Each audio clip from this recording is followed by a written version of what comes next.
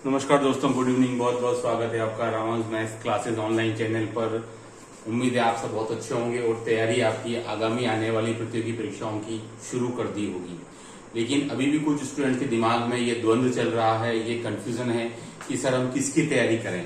तो आज ये वीडियो उसी टॉपिक पर लेकर है, क्योंकि आपको पता है हमारी वीडियोज आपके द्वारा जो मैसेज हमको मिलते हैं व्हाट्सएप के थ्रू या टेलीग्राम के थ्रू या कमेंट के थ्रू वीडियोस के, उसके बेस पर हम यहाँ पर कंपाइल करके और वीडियो बनाते हैं।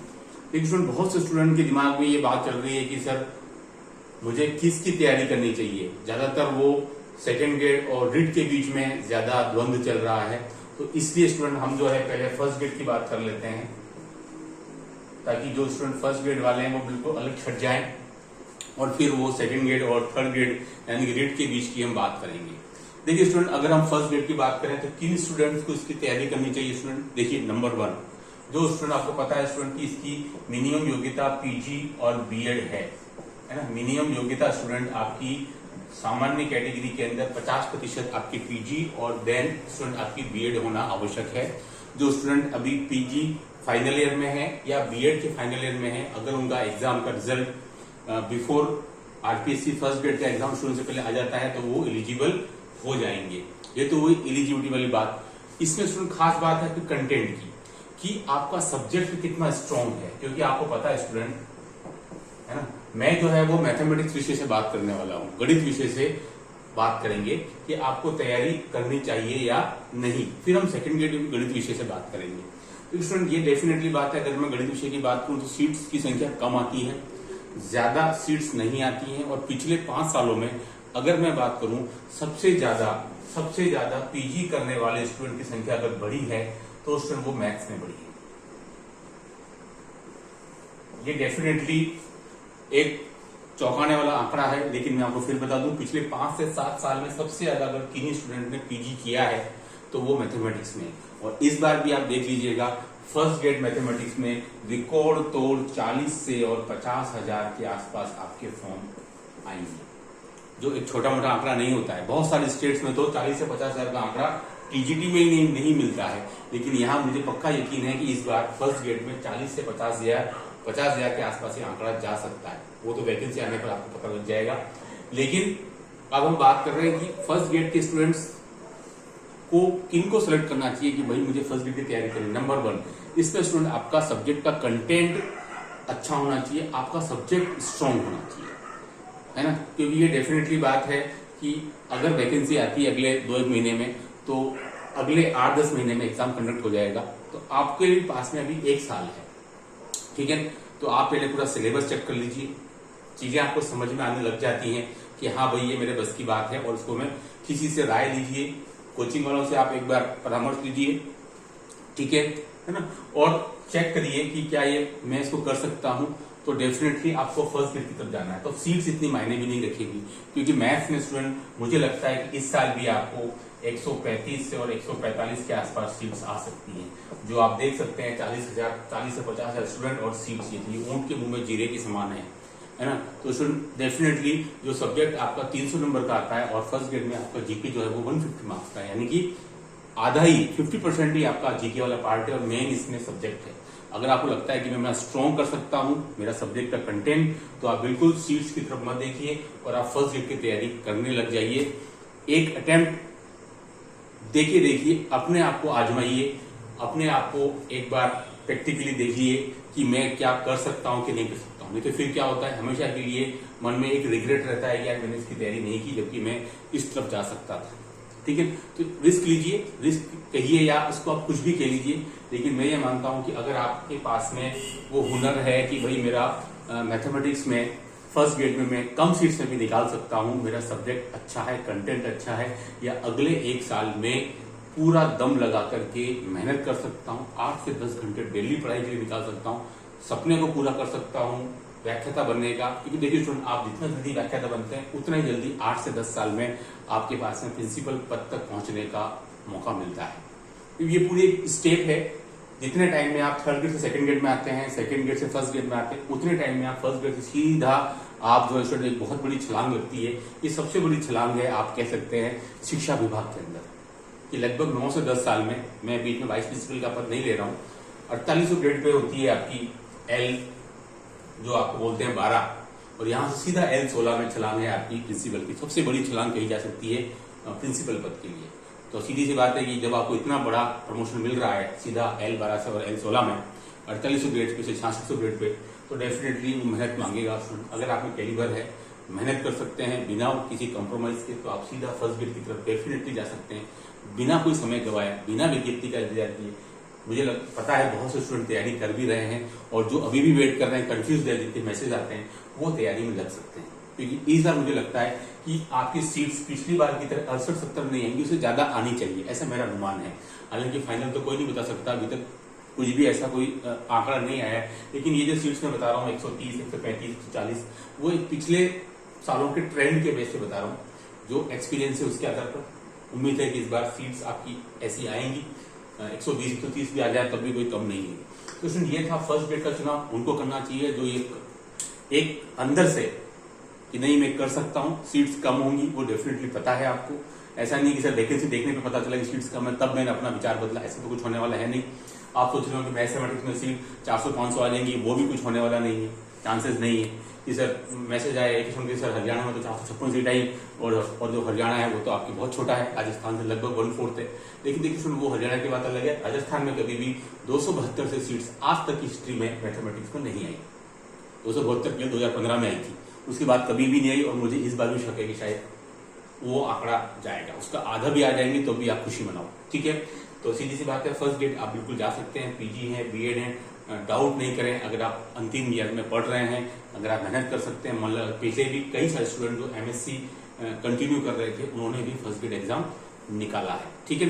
वो डिपेंड ये करता है कि आपकी शिद्दत कितनी है उस एग्जाम को क्रैक करने की, सब कुछ उसी पर डिपेंड है। लगन, मेहनत, जज्बा, वो मेरे लिए सबसे ज्यादा इंपॉर्टेंट है।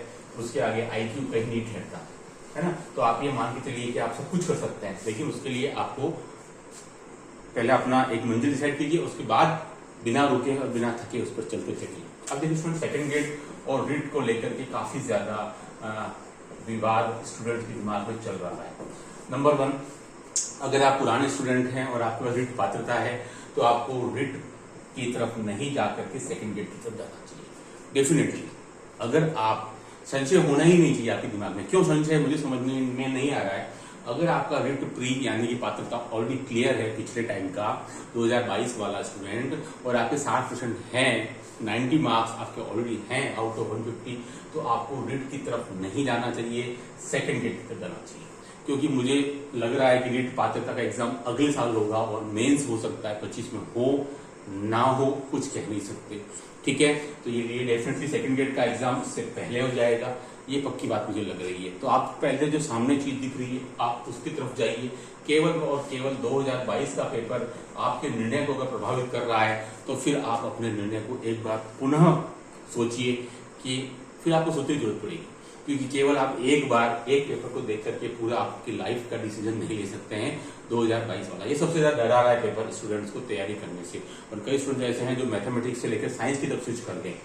उस चीज को मैं ज्यादा सही नहीं मानता हूं, क्योंकि जिंदगी में अभी आपको बहुत सारे चैलेंजेस फेस करने हैं। ऐसे आप अगर अपने चैलेंजेस को देख करके अपना रास्ता डिवेट होते रहे तो फिर मुश्किल हो जाएगा। आपको हर समय आपके सामने रास्ता बदलने के लिए आपको ऑप्शन नहीं होगा, तब आप क्या करेंगे, ठीक है। तो मैं ये मानता हूँ कि 2022 के कठिन पेपर को देख करके, और आप, वो मुझे कठिन भी नहीं था, वो उससे ज्यादा मैं एक वर्ड काम में लेकर क्या हूँ, मिसमैच, वो ज्यादा मिसमैच पेपर था कि 11-12 के आउट ऑफ 80 आने चाहिए तो 70-30-80 आए, यानी कि 50% भी नहीं आए। और बीएससी के जो लगभग 40-45 के अराउंड हम सोच रहे थे, मैक्सिमम 50, वो 80 प्लस आ गए, वो मिसमैच था, ठीक है। तो इसलिए ऐसा इस बार भी कोई आवश्यक नहीं है, वो विज्ञप्ति आने पर क्लियर कट हो जाएगा। तो आप केवल उस पेपर को देख करके अपना विचार ना बदलिए, सब्जेक्ट भी ना बदलिए, क्योंकि लाइफ जो है वो स्ट्रगल का ही दूसरा नाम है। एक बार आप चोट खाइए, उसको स्वीकारें सच्चे मन से, और अब की बार अपने आप को निखारें और मेहनत करने पर लग जाएं,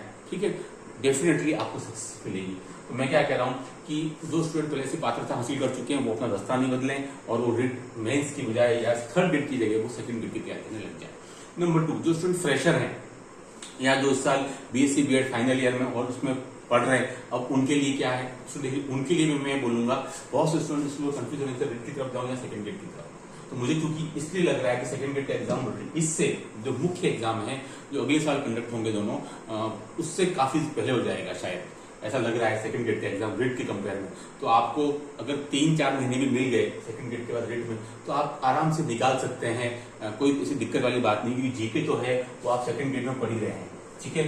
यानी कि आपका 50% काम तो सेकंड गेट में हो ही रहा है, साइको भी आप सेकंड गेट में हो रहा है, केवल आपको मैथ्स और इवन मैथ्स भी स्टूडेंट आपका सेकंड गेट में हो रहा है 9 to 10 लेवल का, केवल आपको साइंस पढ़ना है बस मेंस की। तो अगर आपको 3 या उससे ज्यादा समय मिलता है महीने का, तो वो मुझे लगता है इतना मिलेगा। 2022 में भी 2 महीना पूरा मिला था, इसका कुछ स्टूडेंट ने फायदा भी उठाया, है ना। क्यों मैं कह रहा हूँ आपको सेकंड गेट की तरफ जाने के लिए फ्रेशर स्टूडेंट को, क्योंकि 50% जीके आपका पूरा जीके इधर आ रहा है, साइको भी पूरा आ रहा है, मैथोलॉजी इधर आपकी पूरी आ रही है, केवल आपको सब्जेक्ट का कंटेंट पढ़ना है, केवल साइंस। बाकी मैथ्स भी आपको पता है सेकंड गेट में 9-10 का आता है, एज इट इज आ रहा है, ठीक है। तो मैं आपको सजेस्ट करूंगा फ्रेशर स्टूडेंट के लिए कि सेकंड गेट जाना चाहिए। जो चीज सामने दिख रही है उसको आप नेगलेक्ट करके, और आप जो चीज नहीं दिख रही है या तो पात्रता है स्टूडेंट, वो आपको 60% मार्क्स लेके आने, वहां 80% का कोई मतलब नहीं है ना। तो आप लगातार मेहनत करेंगे आप सेकंड गेट के लिए, तो डेफिनेटली आपको रिट की आवश्यकता ही नहीं पड़ेगी मेंस देने की। हो सकता है सेकंड देने के बाद रिट मेंस से पहले आपका रिजल्ट भी आ जाए, ठीक है। तो इसलिए मैं आपको कहूंगा जो चीज सामने नहीं दिख रही है या जो चीज दूर है, उसकी जो चीज दिख रही है, आपके पिछले पेपर की कटु अनुभव को देख करके या सीट्स के बेस पर, मुझे लगता है सेकंड गेट में स्टूडेंट सीट्स आपकी 1600 से 1800 अच्छी खासी सीट्स आएंगी, है ना। तो इसलिए मैं आपको सजेस्ट करूंगा कि आप सेकंड गेट की तरफ जाए, बजाय इसकी रिट के। सीट्स को ज्यादा न देखें कि सर उसमें 5-7 हजार आएंगी, इसमें कम आएंगी, सीट तो आपको एक चाहिए, लेकिन रिट सेकंड गेट में 5-7, थर्ड गेट में 5-7 हजार के लिए आपके नंबर ऑफ स्टूडेंट भी लगभग 2 लाख से ऊपर बैठेंगे। तो आप सोच सकते हैं रेशो, क्योंकि इसमें साइंस वाले भी स्टूडेंट है ना। तो आपका 50% से भी ज्यादा सिलेबस सेकंड गेट की तैयारी के साथ रिट मेंस का हो रहा है। और प्री के लिए मुझे लगता है शायद आप अगर 20-25 दिन भी निकालेंगे तो आप निकाल लेंगे, कोई प्रॉब्लम वाली बात नहीं है प्री की। और वो डिपेंड इस पे करेगा कब फॉर्म आते हैं और कब तैयारी, मतलब कब एग्जाम होता है। तो अभी तो मैं कहूंगा कि आपको आज की तारीख में you should go for second gate की तरफ आपको जाना चाहिए, क्योंकि थर्ड गेट से सेकंड गेट में भी अगर आपका प्रमोशन होता है उसमें लगभग 9 से 10 साल लग रहे हैं। तो फिर आप 10 साल पीछे हो जाएंगे अगर आप अपने पोटेंशियल या कैलिबर को नेगलेक्ट करते हैं और आप थर्ड गेट की तरफ जाते हैं। कल को ऐसा लगता है कि आपके दोस्त का हो गया और आप रह गए, जबकि आप उससे बेहतर थे और कर सकते थे। तो आपकी एक डिसीजन ने आपको इतनी बड़ी चूक कर दी, जिसमें मैं कह रहा हूं हमेशा लक्ष्य को बड़ा रखें, लक्ष्य को बड़ा रखें, है ना। छोटा लक्ष्य न चुने, अगर आप कर सकते हैं तो डेफिनेटली उसकी तरफ जाइए। थर्ड गेट की तरफ अभी मत सोचिए कि मुझे लगता है उसमें समय लगेगा, पात्रता के अलावा कुछ ज्यादा मुझे दिख नहीं रहा है रिट की तरफ, ठीक है। तो मैं आपको क्लियर कर दिया है फर्स्ट गेट की तैयारी किनको करनी चाहिए, सेकंड गेट और रिट में जो फ्रेशर है उनके लिए भी, और जो ऑलरेडी तैयारी कर चुके हैं या जो जिनका रिट पात्रता हासिल हो चुका उनके लिए बोलूंगा कि जो चीज सामने दिख रही है वो आप तैयारी कीजिए। हर बार पेपर एक साथ नहीं आता है, सेकंड गेट के पेपर पहले भी कठिन आते रहे, फिर सरल आए, फिर कठिन, ये एक प्रोसेस है, उतार चढ़ाव है, धूप छाव है, ये चलता ही रहता है।